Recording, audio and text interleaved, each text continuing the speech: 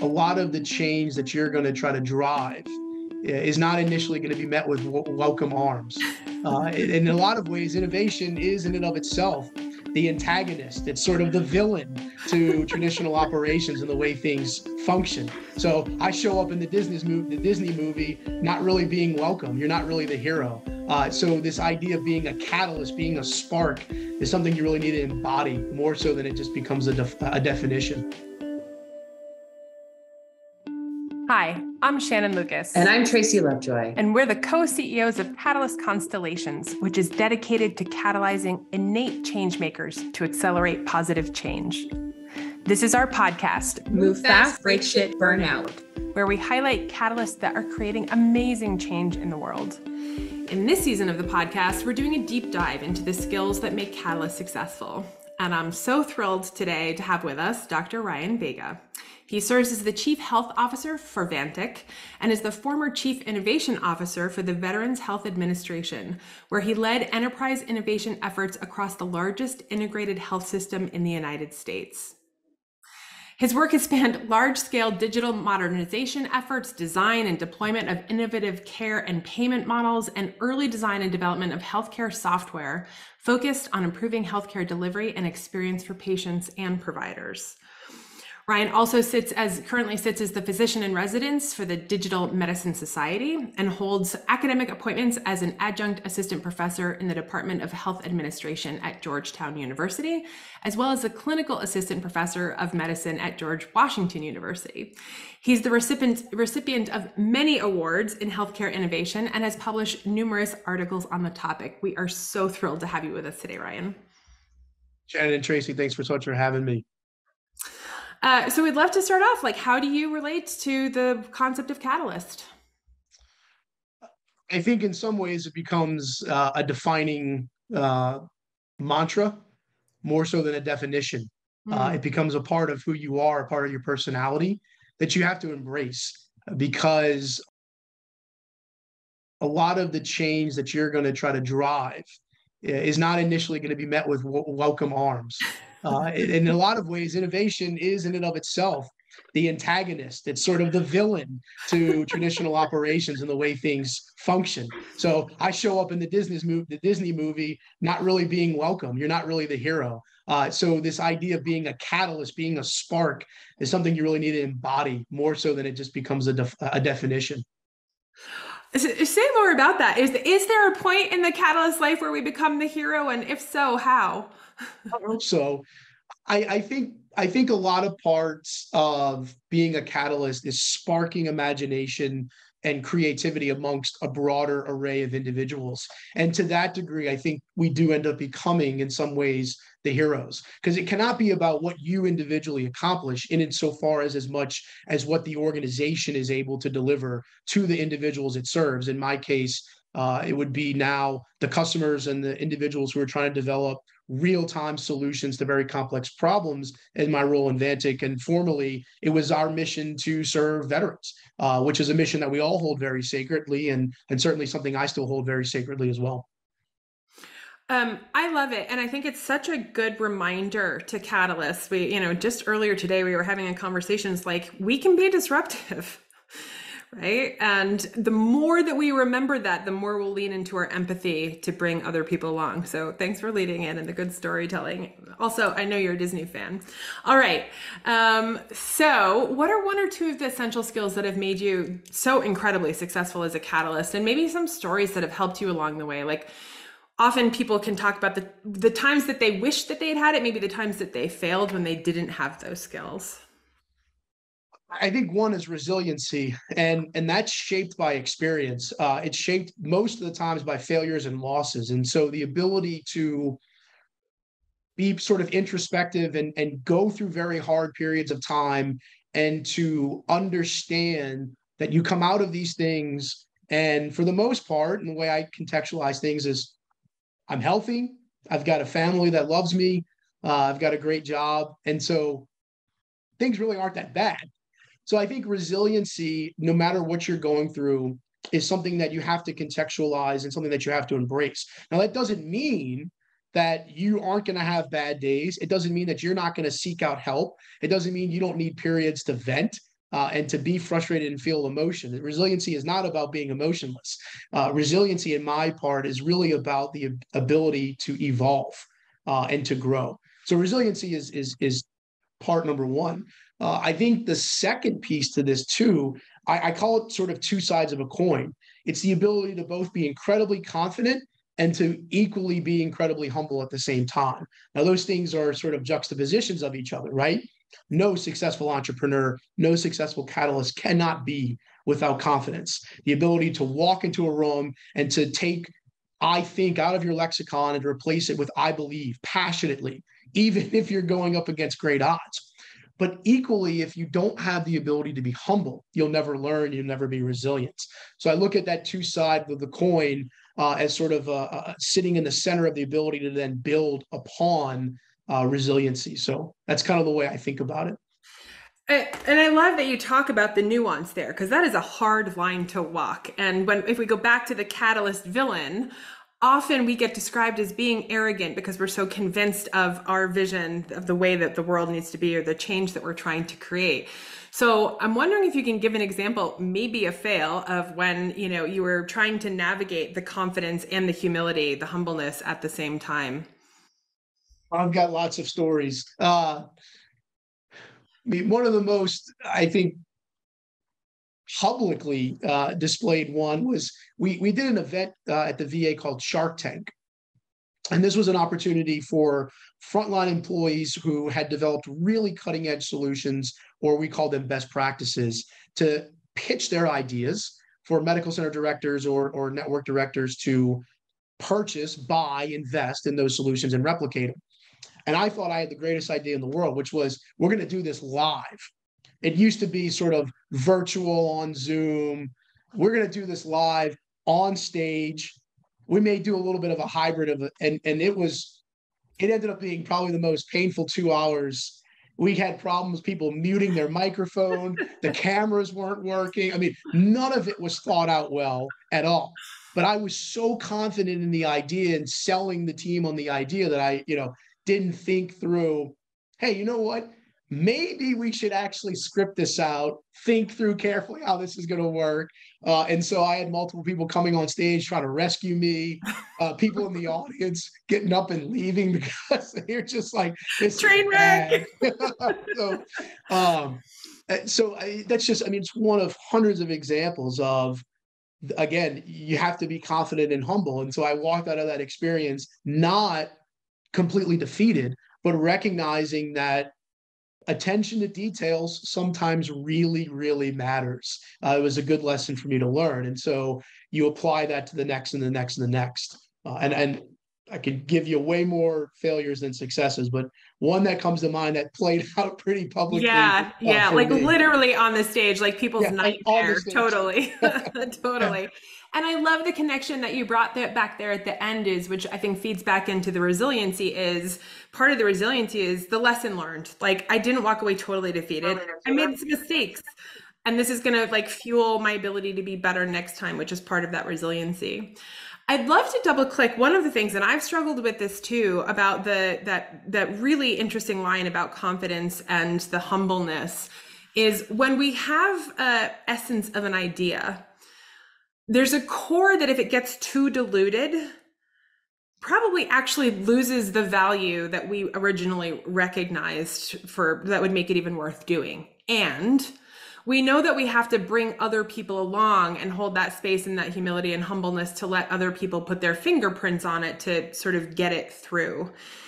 And that's a really tough line for catalysts to navigate. And I'm just wondering if you have any advice about how to navigate that skill and the vision holding. It's really hard. One of the things I still struggle with and hopefully will continue to evolve and grow in is the ability to do sort of that horizontal management, right? Success has 1,000 parents, failure is an orphan. It's on you. And I think part of the challenge is to recognize that, particularly when you're in a state in which things are working really, really well, things are moving fast and you're getting a lot of attention, and the products and the services that you're delivering are sort of have that flash bang effect, that we lose our peripheral vision.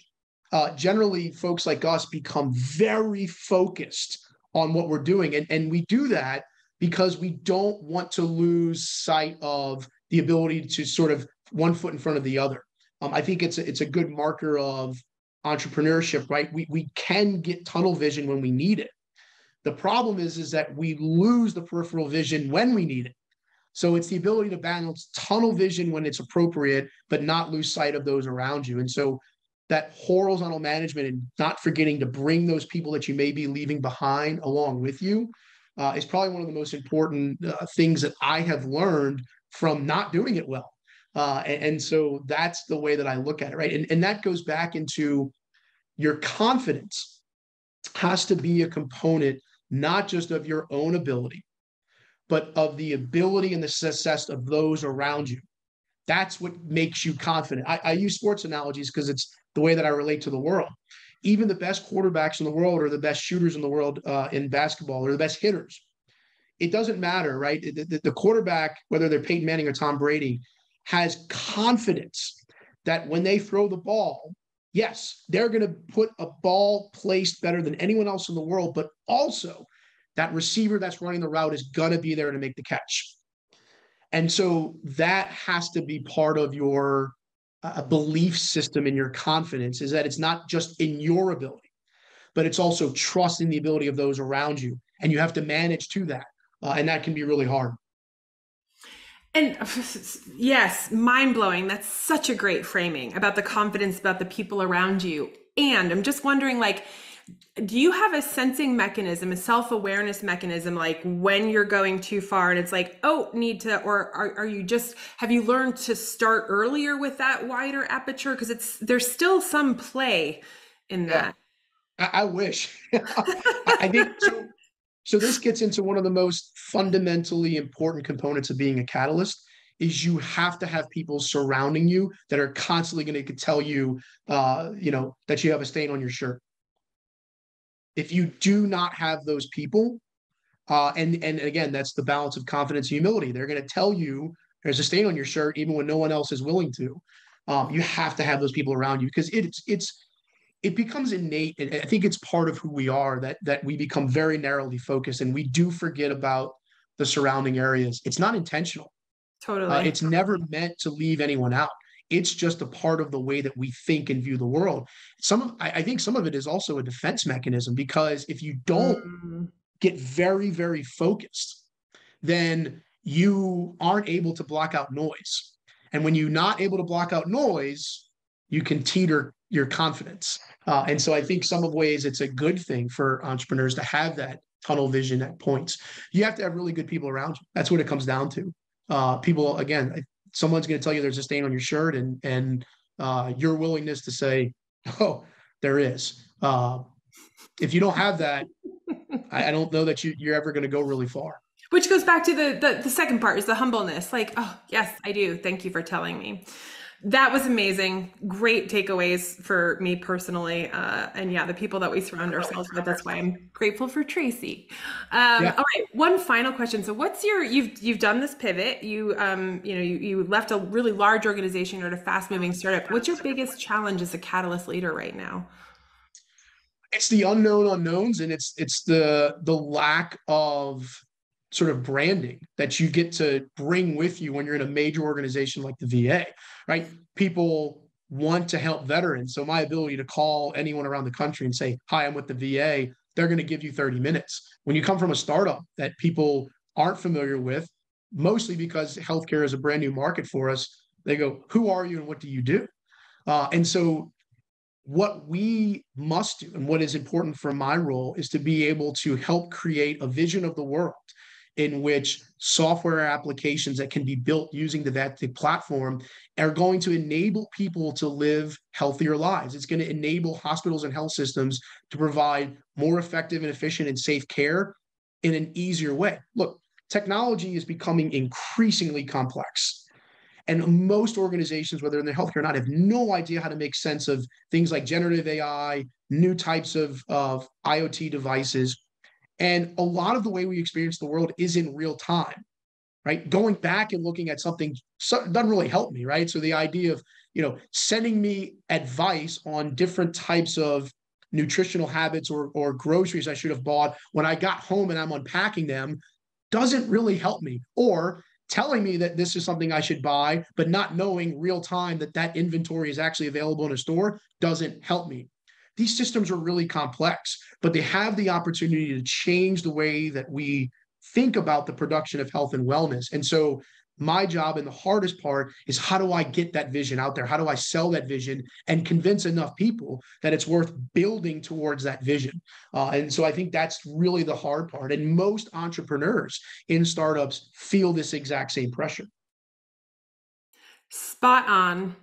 And your passion for this, I think, is also going to be the answer to that. Like, you just beam, you radiate. You're such a great storyteller talking about the purpose and impact of the work that you're doing now.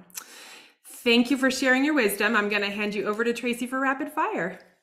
Aligned to Shannon's sentiments, getting to hear earlier about your vision of the work you're doing, I have zero doubt, Ryan, of your ability to be bringing it to the world. So they picked the right person, that's for sure.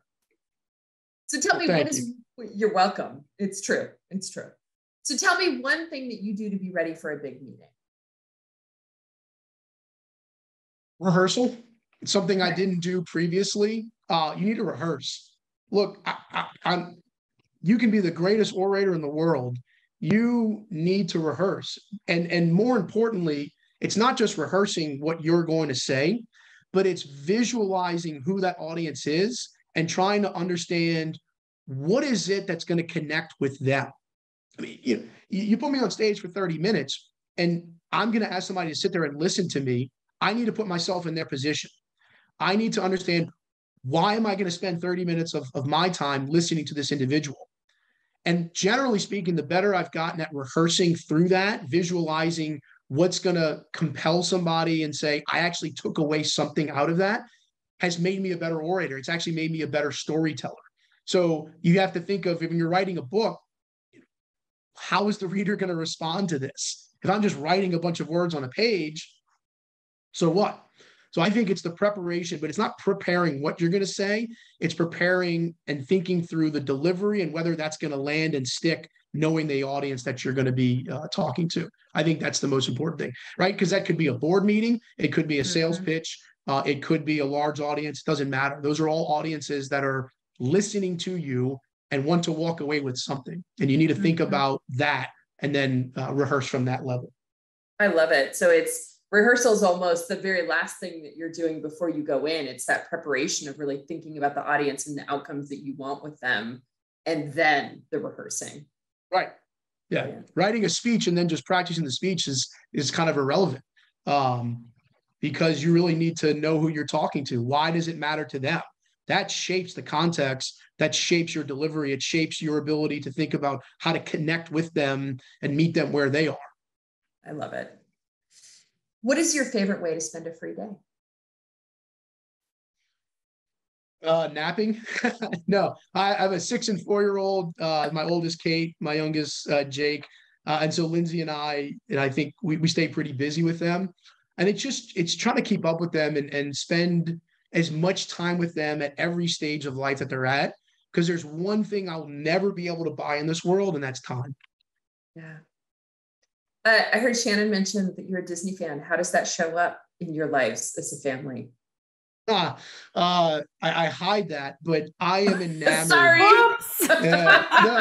It's okay. Look, my wife and I went on our honeymoon there. We didn't have much money and much time. I got married during residency, but we did our honeymoon there. And that cemented this, I think, real deep connection to the experience that's created. I am just enamored by the experiences that they're able to create, whether you're 85 or whether you're a 3-year-old. They are able to create this unique experience. I'm just enamored by it. So it shows up by I'm broke because we go to Disney a lot. Did not expect that to be the final punctuation there, Ryan. That was hilarious. But to your point of, the preparation for a big meeting and knowing your audience, Disney is such an amazing example of deeply understanding the motivations and desired outcomes of their audience. You live storytelling. I mean, to me, right. That's what I think they do better than anyone else, is that when you're at the parks, when you're watching a movie, there's an experience of the storytelling that they bring to life. And that to me is the real ingenuity and the genius behind the Imagineers. How they do that to me it's something I've always been enamored by, and frankly, jealous of their ability to do that. So. Yes, understood and agreed. Who is your favorite famous catalyst, alive or dead, and why? Yeah, I saw this question and I thought a lot about it, because it's not an easy answer. But I'm going to give you one that's pretty personal, but hopefully it sticks. So my first real mentor, Gene Peterson, we ended up losing Gene untimely. He got diagnosed with cancer, and then we lost him within a couple of months.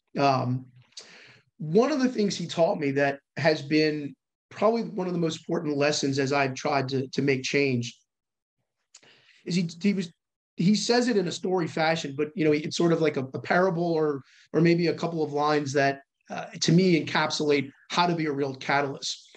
And he told me one time, he said, Ryan, people can get out of the way of a coming wave, but it's impossible to not let the current or the undertow move you to where you want to go.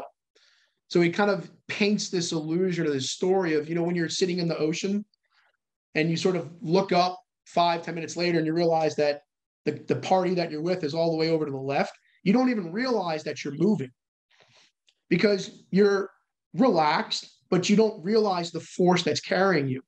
Versus a wave, you can run into it. Some people surf it. Most people will get out of the way.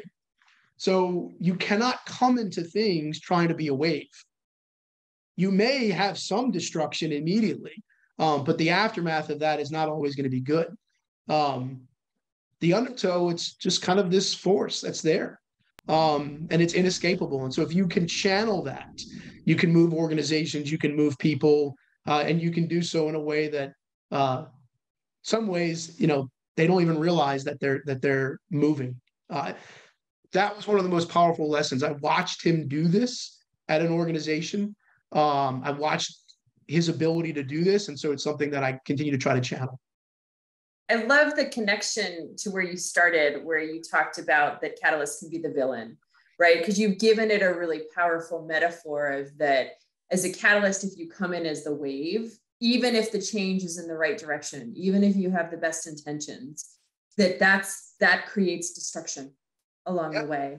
And if you embrace the sense of being the tide, right, and understanding what's going to make that gentle for people, you're going to be more successful and hopefully not seen as a villain.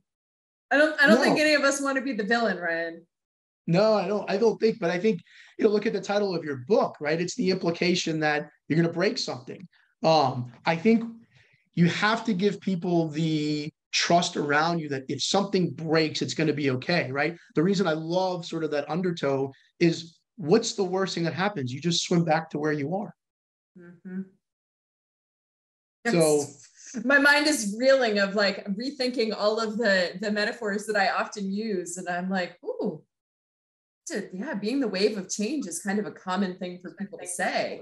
Right. Yeah. Well, look, some people will ride it, but waves leave behind destruction. People can get out the way. They see it coming, right?